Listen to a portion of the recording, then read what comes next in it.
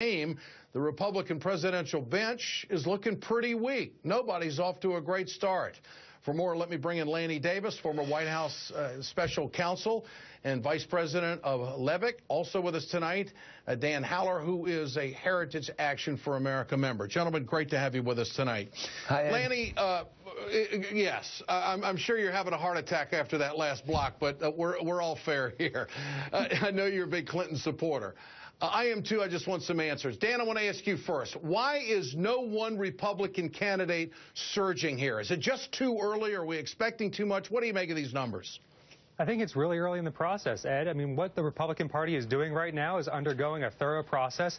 It's something that the Democrats are not doing. You have Hillary Clinton running away from all these questions, but Republicans are taking their time. There's no sense of urgency. There's no rush.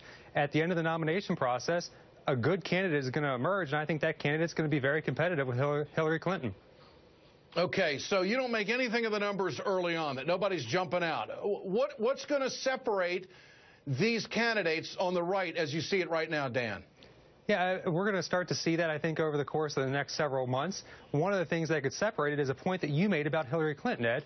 Hillary is very much sort of a corporatist Democrat, and the Republican candidate that can step out, articulate a clear, coherent vision about why Hillary Clinton is bad for hardworking Americans, I think that candidate will emerge and be very tough in head-to-head polling with Hillary Clinton by the end of the summer.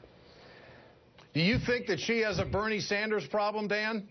She has a Hillary Clinton problem. If you looked at those poll numbers that you just popped on the screen, she's at an average of 46% against these Republicans, none of whom are really gaining traction at the national level.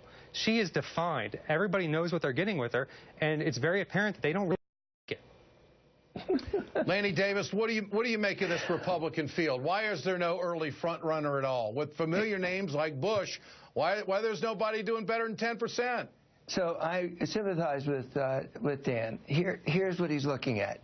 The Republicans are losing in every poll to Hillary Clinton, and he just tried to make that good news. The Republicans are using the expression corporatist about a party that opposes raising the minimum wages, has uniformly had stands against working people, and it don't exactly reject corporate wealth and tax policies that favor corporate wealth. And he's got to now make the Republican Party into the party of the populist worker. This is a real challenge, and I admire his effort to take very bad news and turn it into good news. All right, Lanny, is Hillary losing a little bit of ground to Bernie Sanders in a recent poll? Is the Clinton camp worried about all the trade talk that is going on and being clear on this? What do you make of it? Well, first of all, Bernie Sanders inspires me. He's a great progressive Democrat. If he starts from a small number and goes to a double-digit number, it shows that he takes stands that people admire. And I think that Hillary Clinton will be strengthened by having progressives to debate, but their difference of opinion will be narrow compared to the Republicans. We have so many different opinions among the Republicans that we actually have Donald Trump getting 5%. I would love to meet 5% for Donald Trump for president. So really the answer to your question is Bernie Sanders is going to do very well. I think Governor O'Malley, and we have a big progressive umbrella in our party, but we're all progressive Democrats. We may have some differences, but they're minor compared to the Republicans.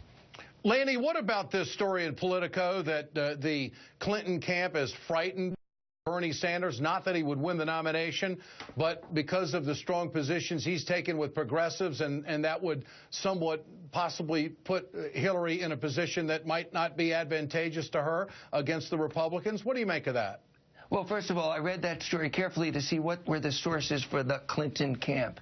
If you actually look at who they're quoting, there are 2 or 3 people who say, I'm worried about Bernie Sanders. And, of course, worrying means respecting, and I respect Bernie Sanders. But there's no worry. We want vigorous debate in the Democratic Party, and I have no idea who those people are, but they don't represent the majority of the people that I associate with who want a vigorous debate on the Democratic side among people who have differences on issues. That's good for us, not bad for us.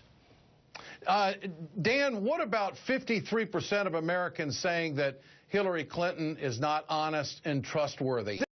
this a hard number that you believe in, or is this just a conservative media blitz that has just been relentless on Hillary since she has announced? What do you make of that number?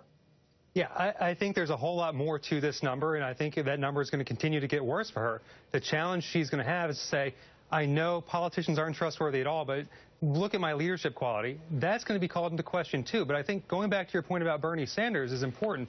This debate is going to flesh out Hillary Clinton for who she is. She went out of her way last week to defend Boeing and GE and the Chamber of Commerce on the Export-Import Bank. This is Hillary Clinton, the progressive Democrat, going out and siding with Boeing, GE, and the U.S. Chamber of Commerce. There's going to be a Republican nominee who slaps her down for taking corporate welfare or shilling for corporate welfare, and you're going to twist the whole entire debate around on its head. And I'm not sure what Lanny's going to do at that point. Okay. Lanny, what about that? What I'm going to do is it's absolutely comical. Hear a Republican conservative talk about the Chamber of Commerce. Last time I looked, there weren't very many progressive Democrats that the Chamber of Commerce was supporting.